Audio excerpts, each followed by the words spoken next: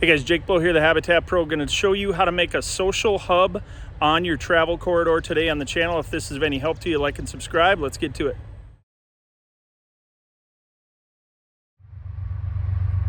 All right, there's our access. There's our redneck with a basswood that I got to take off of there. Just found that today. And this is the social hub, will be the social hub right in front of it. You can see we had nature kind of do some work for us over that way. I don't know if you can see that. Some horizontal snap-offs down that ridge. That's the bedding area that's going to feed this to the south. And then there's another bedding area up in the spruce and pines right here. You can see those right behind that. Nice edge right here where the prickly ash has grown up. So what we've done right here is hubbed with the mulcher. When they came in and did this plot, I had them punch trails through the prickly ash. A lot of guys hate on prickly ash. I love it because I can put deer anywhere I want to go. Anywhere I want them to go, they will go by just punching a hole in it and going around the back edge of it. Okay. So what I've got in here first, I started this last year. This was just the earth pond. Okay. And then we mulched out all of this. Got a lot of good browse coming back. They do hammer these stump sprouts no matter what they are. A lot of ironwood here, but you can see they're all chewed off. And what I've got going in here, I think this is volunteer clover. I don't think that's not something that I planted. Yeah, not a whole lot going on in here. But you can see I'm almost full shade here. So what I'm gonna do is I'm gonna scratch this all with the tiller without trying to hit what the mulcher hit. You see that?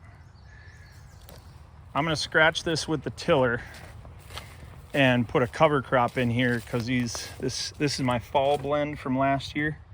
Okay, so you can see the oats, rye, wheat. There's a pea in there, and then there's also a radish. I don't expect much out of the radish in here in the shade, but the grass grains will grow just fine. And I want to wipe out this perennial grass. I want to pull that off the top and then get the clover in here going and chicory in that seclusion mix. So what I'm going to do is I'm going to broadcast first all of that big seed, and then I'm going to till right over it, trying not to hit the stumps and the rock.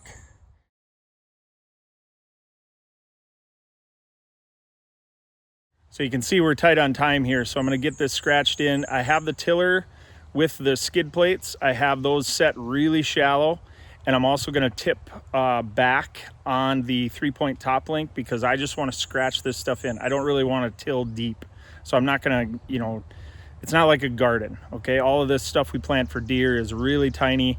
The cover crop seeds that I just showed you in the fall mix there, those are really aggressive, germinate real quick, and they're definitely going to do that in here where it just never really dries out. So, all right, I got it spread.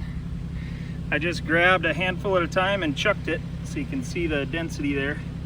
Plenty of room between plants once I till it in. Now, if you didn't have a tiller, this would be something you could very much do with a lawn aerator. Just go rent it for a half a day and punch holes rather than tilling. You can see here that's got a little thick right here, but it's all right. You can see here I got a lot of stumps that I'm gonna hit, so you might have pretty good luck with a drag, but we don't have a drag right now at this property, so that's just we're gonna have to scratch it, and tiller's gonna bounce a little bit. All right, little Yanmar, here we go. All right, guys, that only took me about 5 minutes, but she's coming down a little harder than it should right now. So I'm gonna just show you this, what I mean by barely anything. Scratch it. Okay, that's like maybe a ½ inch of loose. So the rain will pound that back down to 1/8 or 1/4. That's what I'm talking about. Just scratch the top, that's all you need to do. Now I gotta get this in. I knew the rain was coming, so you see what I did there with the plastic bag? See that?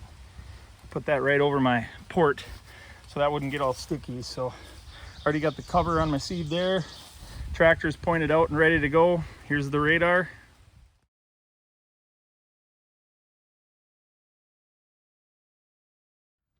All right, guys. Well, I couldn't shoot a close up there because it started raining on me pretty good. So had to get the seed back into the shop and my seeder and everything into the truck. So just some final notes on that. That access is right up this hill right here. It is not even 100 yards off the parking lot. Great spot. Highly encourage you to get spots that are close to home. You know, for obvious reasons, it's nice to be able to just, you know, come out of work, hop up in a stand and just hunt for the last couple hours in a very non-invasive stand. In addition, any of those water hole spots with a perennial food plot near it, they are going to have a resident doe family. It's just what's going to happen. So if you've got the deer density, I highly encourage you, if you can envision a line with a bunch of dots on it, that's in my head what your travel corridor should be. So when I say nugget on all these videos, or when I say a pearl, things like that, that's what we're trying to do. I want deer to move in a very predictable pattern, bedding to food, bed to water to food, and then out to some destination stuff and get out of the bedding areas, because I want my clients hunting closer to the bedding areas. That is where the majority of the activity happens when we get to the rut especially, but it's also where the majority of the daytime activity comes, right? Because they're obviously closer to their bedding. So if you can put those little nuggets in cover, you'll have a lot of success right off the bat. Don't be so worried about some big 3-acre food plot and am I planting the right soybeans and that kind of thing. Plenty of you guys have exactly what it takes for awesome daytime bow hunting, awesome daytime gun hunting.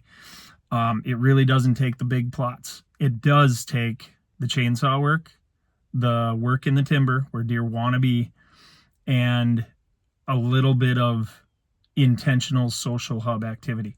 Now, some tips on the tiller. You saw there, it was not very deep. None of these seeds that we plant need to go very deep. What I've got coming that you guys saw today is I've got a gully washer coming. So that's why you saw, I'm pretty sure I said early on that I was going to pack it after I tilled. Well, what I decided to do once I saw that gully washer coming is just forget about the packing. I'm going to let that do it all by itself. So I, on purpose, tipped the tiller back where it was just barely scratching the top. I think we were in about a 1/2 inch. That's it. So I have my skid plates all the way down, which raises the tiller up. And then I tipped the 3-point top link back so that I brought it out of the dirt even more. Get your depth really shallow when you're just renewing plots, especially plots in the woods that don't have a whole lot of grass. If you are going to till plots that are currently established sod, full sun, you know, been there forever, you're going to have to go deep. You're going to have to flip it over, disc it. You're going to have to chop up that root system a little bit. And the final thing up there is there was a lot of stumpage in there. I'm not real concerned about that. There's stumps sprouting, the deer are eating them off, and I can mow over them. That's it. That's all I care about. And quite honestly, where that plot is right next to what's going to be a chainsaw bedding area with a water hole, I highly doubt I'll ever have to mow that. It's just not going to need it because deer are going to keep it mowed right down to ankle height. So if this was of any help to you guys, really appreciate the support. Hit like, hit subscribe, share it out there for us. This is Jake Bull, the Habitat Pro. We're in northern Minnesota. Get out and enjoy creation, guys. Good luck this season, and God bless.